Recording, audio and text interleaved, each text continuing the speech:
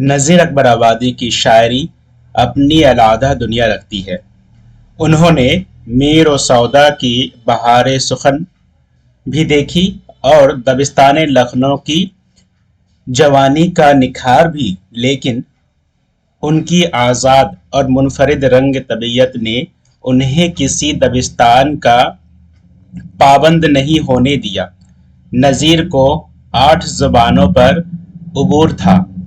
نذیر 8 زبان جانتے تھے، 8 زبانوں پر انہیں عبوریت حاصل تھی: عربی، فارسی، اردو، پنجابی بھاشا، مرواڑی، پوربی اور ہندی زبان۔ یہ وہ 8 زبانیں ہیں جو نذیر اکبر آبادی جانتے تھے۔ ان کی مشہور نظموں میں مفلسی، آدمی نامہ، روٹیاں، بنجارہ نامہ، برسات کی بہاریں وغیرہ شامل ہیں۔ نذیر اکبر آبادی اردو نظم کے معمار اول تسلیم کیے جاتے ہیں۔ انہوں نے مختلف موضوعات پر نظمیں لکھ کر شعر و ادب کو عوام سے قریب لانے میں ایک اہم رول ادا کیا ہے۔ یہی وجہ ہے کہ آج نذیر کی انفرادیت کو اردو کا ہر نقاد ماننے کے لیے تیار ہے۔ نذیر اکبر آبادی خود اپنی ذات میں ایک دبستان تھے، اس لیے عہد جدید کے نقادوں نے انہیں پہلا عوامی شاعر مانا ہے۔ پہلا عوامی شاعر نذیر اکبر آبادی کو مانا ہے۔ انہیں اپنے وطن سے بے پناہ محبت تھی۔ وہ آگرہ کے رہنے والے تھے۔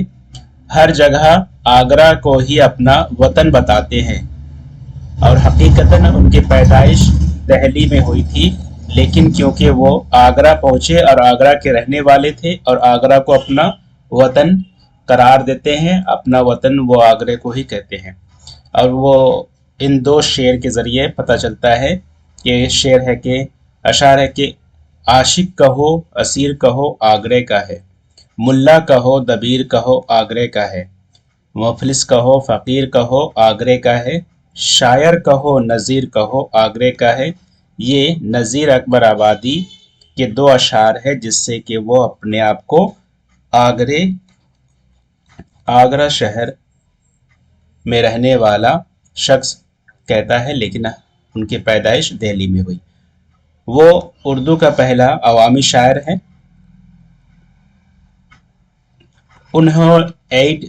انہیں 8 لینگویجز آتی تھی، 8 زبانیں آتی تھی۔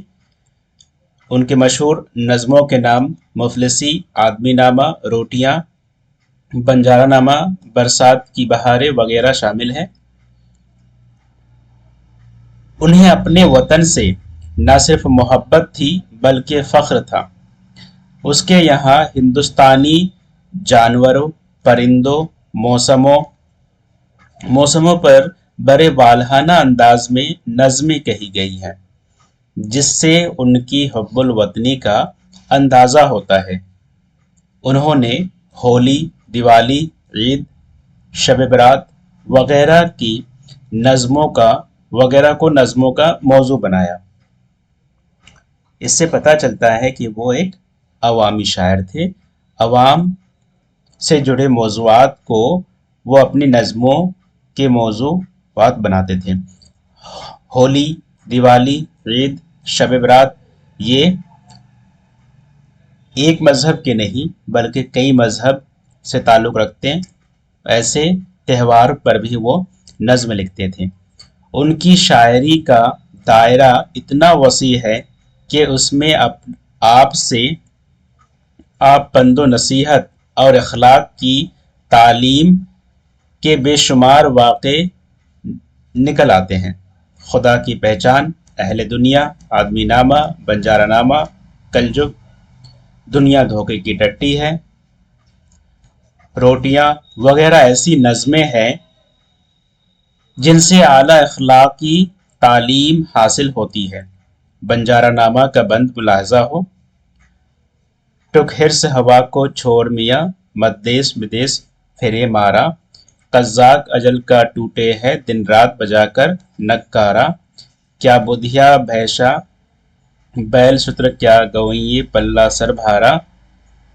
क्या गेहूं चावल क्या गेहूं चावल मोट मटर क्या, आग धुआं क्या अंगारा। सब ठाट परा रह जावेगा जब लात चलेगा बंजारा। ये बंद बंजारा नामा से अखज़ है।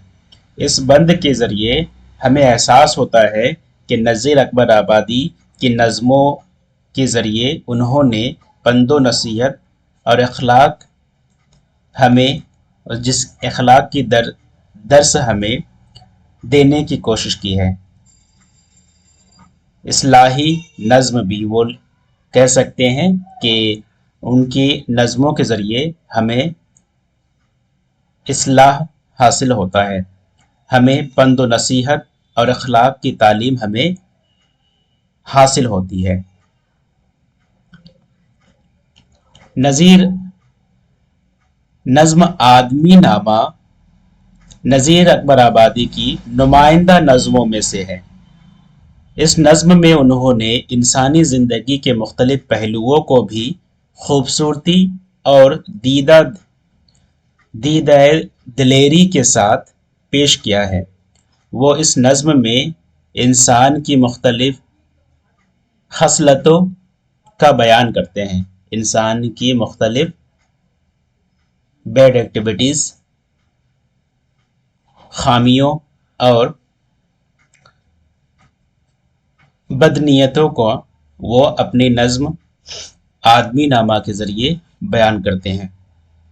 इंसान के अंदर जो पाई जाती है बदखसलतें, उन्हें बयान करते हैं नज़ीर अकबर आबादी अपनी नज़्म आदमी नामा में।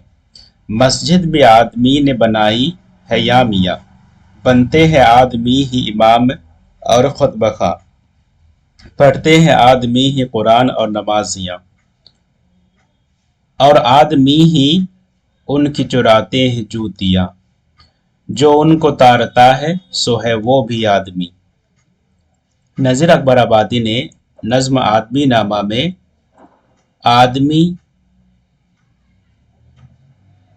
आदमी के अंदर जो बदखसलतें हैं, जो खामियां हैं, उसे अपनी नज़्म के ज़रिए उजागर किया है।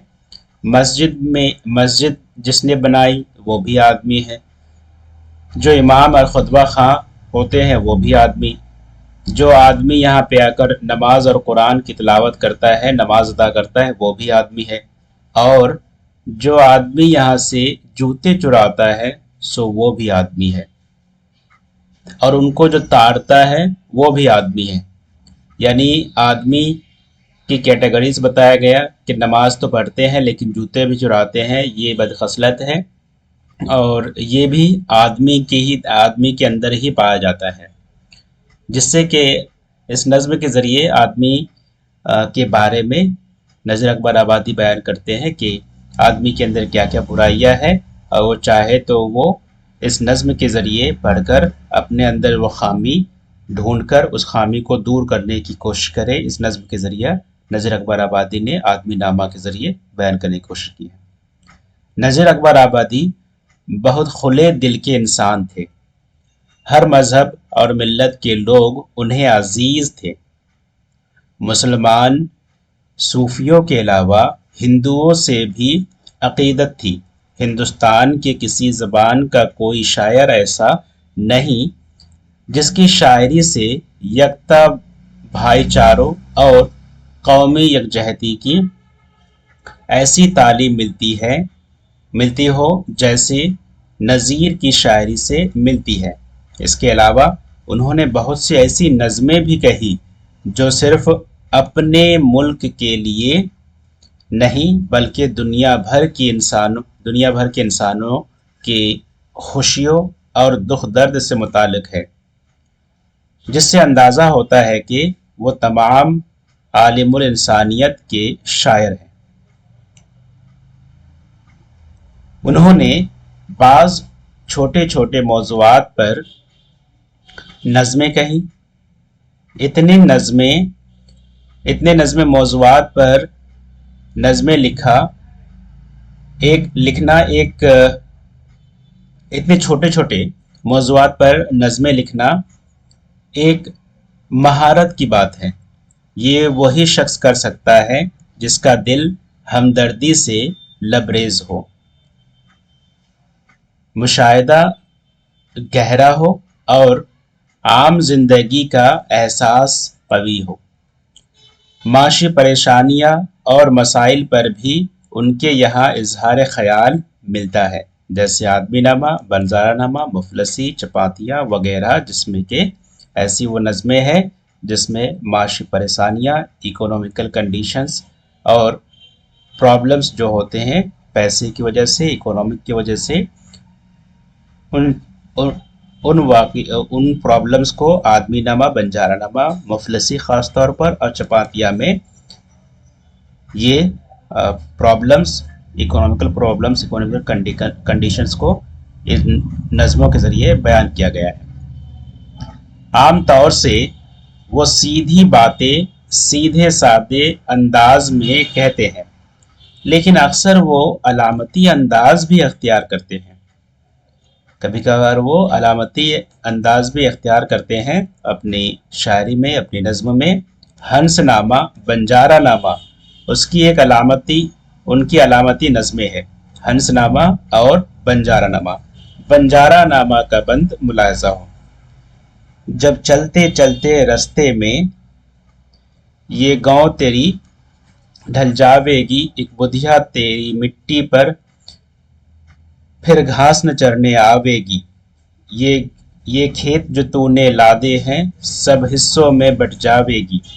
धिपोत जवाही बिटिया क्या बंजारन पास न आवेगी। सब ठाट परा रह जावेगा जब लाद चलेगा बंजारा।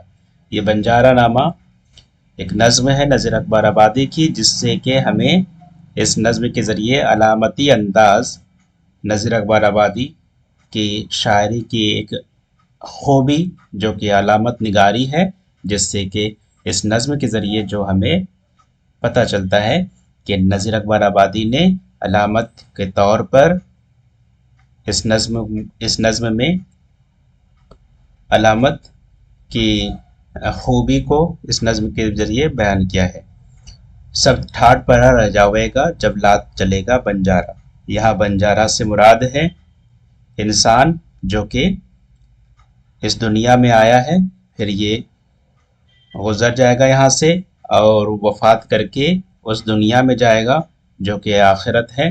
और इसलिए इंसान को कहा जा रहा है कि ऐ इंसान, तो एक बंजारे की तरह है, तो आज यहाँ आया है, तो एक नोमाड है जो तू यहाँ आज आया है एक दुनिया से दूसरी दुनिया में। अब यहाँ से तुम्हें तीसरी दुनिया में जाना है जो कि आखिरी दुनिया है।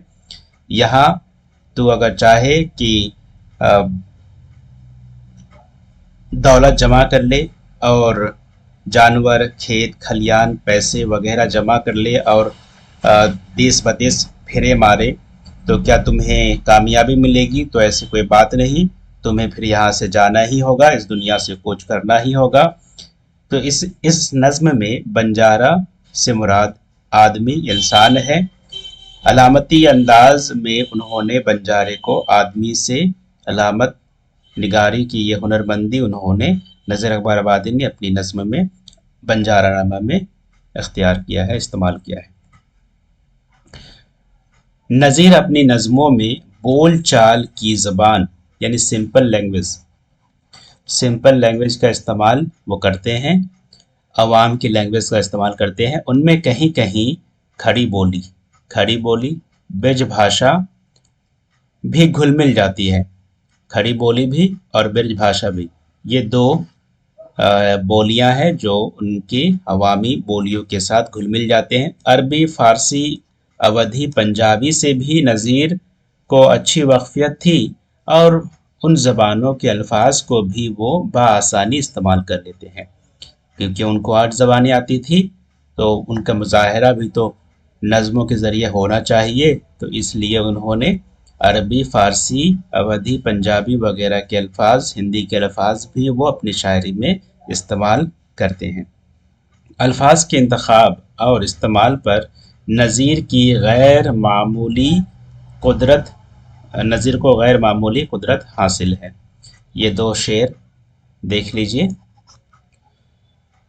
شاعری میں موسیقی کے بعد دوسری چیز ہے مصوری، یعنی تصویر کشی، اسکیچنگ یا پھر کہیں گے تصویر کشی، اور مصوری یا پیکر تراشی۔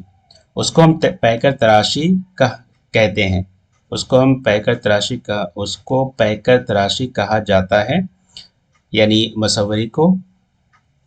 نظیر جس چیز یا جس حالت کا بیان کرتے ہیں اس کی ہو بہو تصویر کھینچ دیتے ہیں۔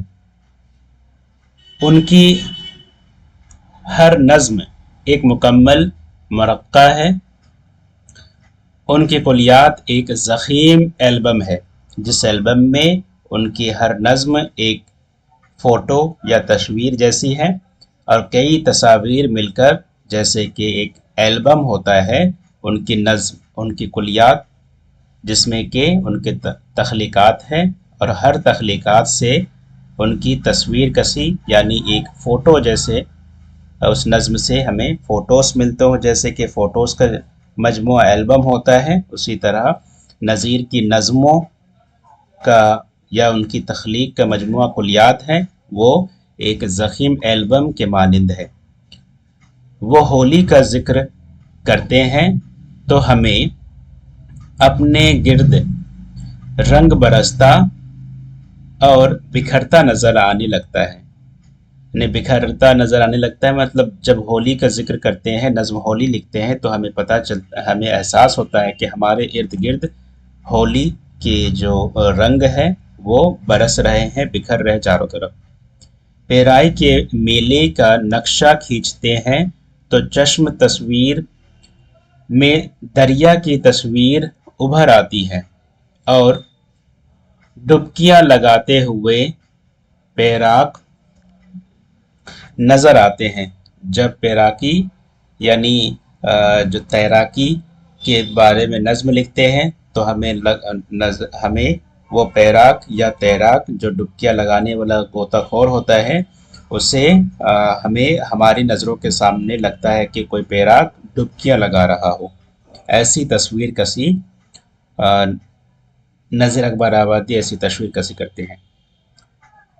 نظیر بہت سوچ سمجھ کر تشبیہ و استعارہ کا انتخاب بھی کرتے ہیں۔